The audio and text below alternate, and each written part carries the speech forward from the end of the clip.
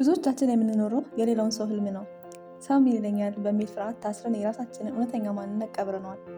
በዚህ ቪዲዮ ውስጥ ከሰው ጥላ ወጥታችሁ የራሳችሁን መንገድ እንዴት እንደምትቀይሱ በ5 ዋና ዋና ነጥቦች እና በአንድ አስተማሪ ታሪክ ታጅበው ቀርበዋል። ብዙዎች በሌላው ፈለግ ሲጠፉ፣ አንተ ግን የራስህን አሻራ ለመጣል ተፈጥረሃል። ዛሬ የህይወትን ኮምፓስ የምታስተካክልበትን፣ ከሰው ጥላ ወጥተህ የራስን መንገድ የምትጀምርበትን ምስጢር እናያለን። አብረኸኝ ቆይ። ሰላም ጤና ይስጥልኝ የዚህ ቻናል ቤተሰቦች። ዛሬ የምናወራው ስለ አንድ ትልቅ ጉዳይ ነው። ብዙዎቻችን ህይወት የምንለው ነገር የሌሎች ሰዎች ትዕዛዝ ስብስብ ሆኗል።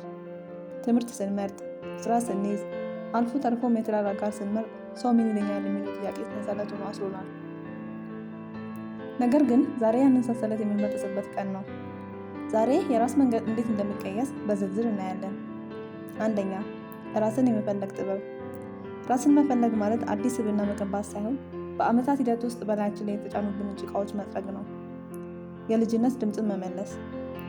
ህፃን ሳለህ ዓለም ገና ሳትበክል በፊት ምን ትመኝ ነበር? ያኔ ያየው ህልም የአንተ እውነተኛ ማንነት ዘር ነው። ያንን ዘር ዛሬ ፈልግ አውጣው። የውስጥ ለምን ጥያቄ። የምታደርገው ነገር ለምን ታደርጋለህ? ለገንዘብ፣ ለዝና ወይስ ለለውጥ እርካታ? የራስ መንገድ የሚጀምረው ለምን የሚል ጥያቄ ከውስጥ ሲመነጭ ነው። መገለል እንደ ድል። ብዙ ጊዜ ራሳችንን የምናገኘው በብቸኝነት ውስጥ ነው። ከጓደኞች ጩኸት፣ ከቤተሰብ ግፊት ወጣ ብለህ በዝምታ ውስጥ ስትቀመጥ የራስ ድምፅ ጎልቶ ይሰማል። ራስን መፈለግ ማለት የራስ ምርጥ ጓደኛ መሆን ማለት ነው። ነጥብ 2 የፍርሃትን ገደል መሻገር።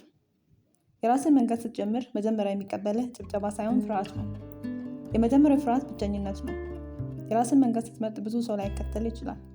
ሰዎች አብደሃል ሊሉ ይችላሉ። ነገር ግን አንበሳው ብቻውን ነው የሚሄደው። በጎች ግን በመንጋ ይነዳሉ። ብቸኝነትን የጥንካሬ ምንጭ አድርገው።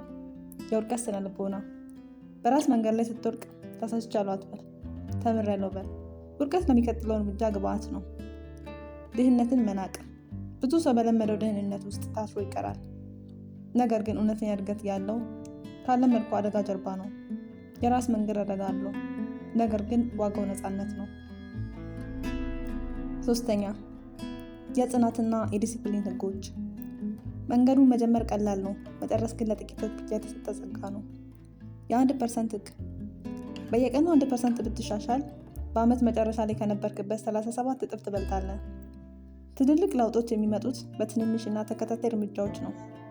ከሞቲቬሽን በላይ መሄድ። ሞቲቬሽን ወይም መነሳሳት እንደ ሰርዶ እሳት ነው።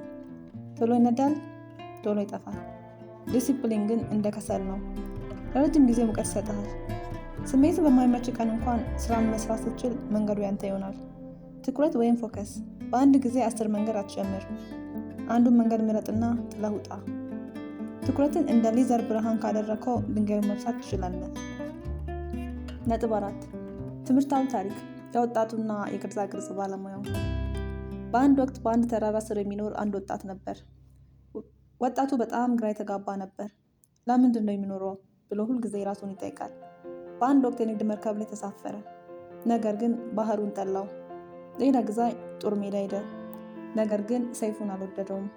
በመጨረሻም በአንድ ገዳም ውስጥ የሚኖር አንድ አዛውንት መንኩሴ ጋር ሄደ። መንኩሴ አንድ ትልቅ ሻካራ ድንጋይ ላይ ተቀምጦ ነበር። ወጣቱ ጌታዬ፣ እኔ እውነተኛ መንገዴን አጣሁት፣ የት ጋር ነው የምፈልገው ሲል ጠየቃቸው። መንኩሴውን በእጃቸው የነበረውን መዶሻ እና ባርኔጣ አንስተው ያን የተቀመጡበትን ድንጋይ መፈልፈል ጀመሩ። ከቆይታ በኋላ የሚያምር የንስር ወፍ ቅርጽ ወጣ። ልጄ አሉት መንኩሴው፣ ይህ ንስር ቀድሞውኑ ድንጋይ ውስጥ ነበር። እኔ ያደረግኩት ትርፍ ድንጋዮቹን ማንሳት ብቻ ነው። ያንተን ማንነት እንደዚሁ ነው። ሌሎች የጫኑብን ትርፍ ድንጋዮች፣ ፍርሃት፣ ጥንካሬ፣ የሰው አስተያየት ፈልፍለው አውጣቸው። ያኔ የራስን መንገድ ግልጽ ሆኖ ይታያል። 5ኛ፣ ውጤትና የማህበራዊ ተጽዕኖ። የራስን መንገድ መኖር ትልቅ ዋጋ ያስከፍላል፣ ነገር ግን ትልቅ ክብር ያጎናጽፈዋል። ለሌሎች ብርሃን መሆን። አንተ በራስ መንገድ ስትጓዝ ሌሎችም ይቻላል ብሎ እንዲነሱ ታደርጋለህ። የውስጥ ሰላም። ትልቁ ስኬት በራስ ማንነት መኩራት ነው። በዓለም ላይ ትልቁ ሀብታም ቢሆኑ የራስን ህይወት ካልኖሩ ድሃ ናቸው።